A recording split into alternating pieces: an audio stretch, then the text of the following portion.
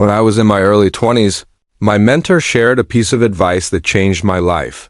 If you want to stand out and achieve something extraordinary, you have to make sacrifices others aren't willing to make. That wisdom stuck with me and guided me through my journey from leaving school at 16 with no qualifications and no money to building a multi-million-dollar business selling radio-controlled planes worldwide. My success didn't come from luck or privilege, it came from avoiding certain traps that hold most people back. Today I'm going to share 7 things you need to steer clear of if you want to build real wealth. These lessons come from my own experience, and I'll break them down with examples and practical steps so you can apply them to your own life. Imagine you're at a crossroads in your career. You've got 2 job offers in front of you. The first is a well-paid but mind-numbingly boring job. It's the kind of role where you clock in, do repetitive tasks, and clock out, but the paycheck is hefty. Your bank account grows quickly, your friends are impressed, and your parents are thrilled, boasting to their friends about how well you're doing. For a while, it feels like you're winning. But here's the catch. Over time, your earning potential hits a ceiling. The job doesn't teach you anything new, and there's no room to grow. You're stuck, trading your time for money, and that's all you'll ever get. This is what I call path of working solely for money. Now picture the alternative. A job that pays less but challenges you every day. You're learning skills that are in demand, working on projects that stretch your abilities, and maybe even struggling to pay the bills for a couple of years. Your friends might raise their eyebrows, wondering why you're wasting your potential on a low-paying gig. Your parents might question your choices, urging you to take the safer route. But as you grow, adapt, and master those skills, something incredible happens. Your earning potential skyrockets. This is Path B, and it's the path every self-made millionaire I know has taken. The difference between these 2 paths boils down to priorities. Path A is all about chasing money in the short term, while Path B focuses on building skills and gaining equity, 2 things that create lasting wealth. When I was 16, I faced a similar choice.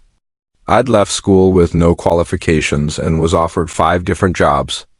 I could have taken the easy route, a decent paying job at a local shop or warehouse, but I chose to become a carpenter's apprentice.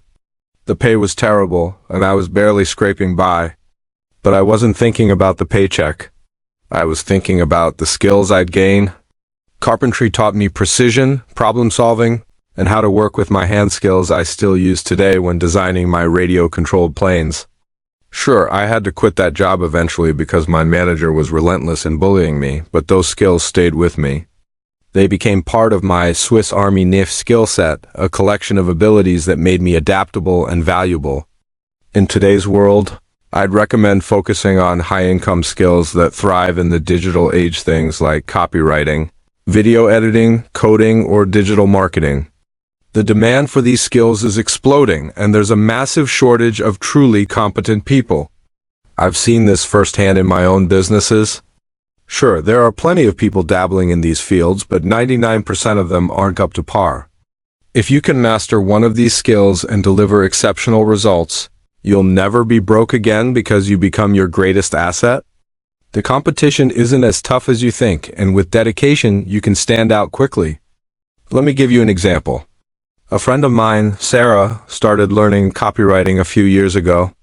She took online courses, practiced relentlessly, and started freelancing for small businesses. At first, she was charging $50 for a sales page, barely covering her rent.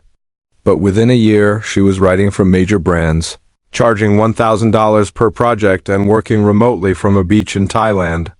That's the power of prioritizing skills over immediate cash. You're investing in yourself, and that investment compounds over time. Now, let's talk about equity. Equity is about owning a piece of a business so you can share in its profits. My radio-controlled plane brand is a prime example. I started it from scratch, pouring my heart and soul into it. That business became my golden ticket because I owned it outright. But you don't have to start your own company to gain equity. You can earn it through sweat equity, working for a business in exchange for a percentage of ownership.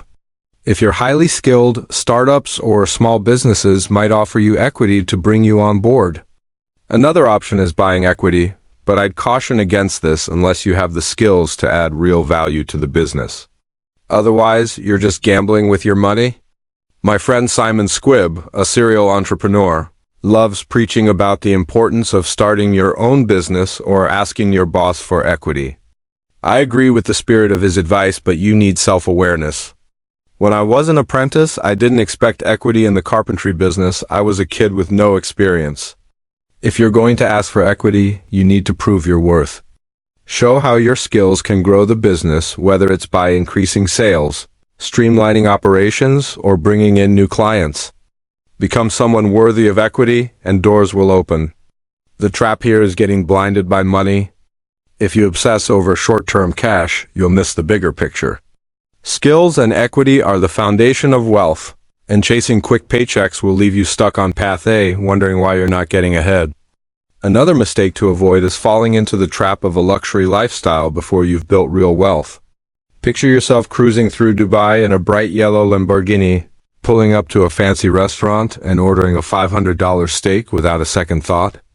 It feels like the epitome of success, right? But here's the harsh reality. Most people living that lifestyle are faking it. They're leasing cars they can't afford, maxing out credit cards for lavish trips, and posting glamorous photos on social media to hide their financial struggles. It's all smoke and mirrors. I've seen this up close. A colleague of mine, James, used to show off his designer watches and luxury vacations on Instagram. Everyone thought he was a millionaire, but behind the scenes, he was drowning in debt, barely making minimum payments on his credit cards. He was living a lie, and it eventually caught up with him when his car was repossessed.